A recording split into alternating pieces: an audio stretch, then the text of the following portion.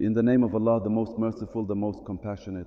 The scholar Ibn al-Qayyim al-Jawziyya wrote in his famous book Ad-Da' wa Dawa about one of the most powerful means of relief for hardship. He explained that a dua, supplication, is among the most beneficial of all remedies.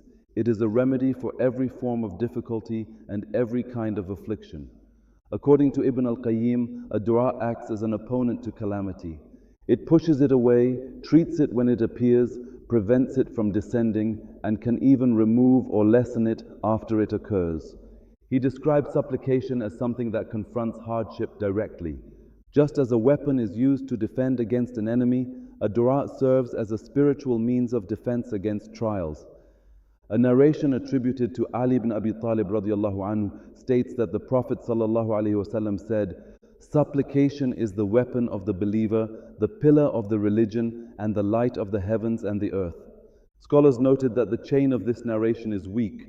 However, the meaning remains widely supported by other teachings within Islam.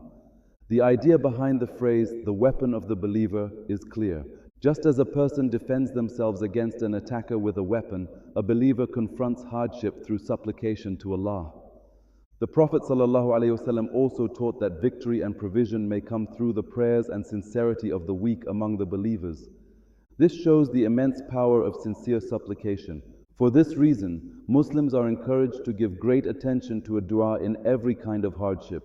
Whether a person faces financial difficulty, illness, physical weakness, family problems, or harm from others, the path of supplication remains open. Every form of hardship can be met with a dua. Ibn al-Qayyim explains that supplication interacts with hardship in three different ways. The first possibility is that the supplication is stronger than the hardship. In this case, the supplication completely repels the affliction. The strength of supplication comes from its conditions: certainty in Allah, sincerity, humility, patience, and avoiding impatience for the answer. When these qualities are present, supplication becomes powerful and effective. The second possibility is that the supplication is weaker than the hardship. In this case, the hardship may still affect the person. However, the supplication can still reduce or soften the impact of that hardship. Even a weaker supplication may still bring relief. The third possibility is that both the hardship and the supplication meet each other with equal force. In that situation, each resists the other. The supplication prevents some of the harm, while the hardship still attempts to take effect. Through these explanations, Ibn al-Qayyim highlights an important principle. Supplication is always beneficial, but its strength depends on sincerity, faith, and the proper conditions of a dua. When the heart is present, the trust in Allah is firm, and the supplication is sincere, its effect becomes stronger.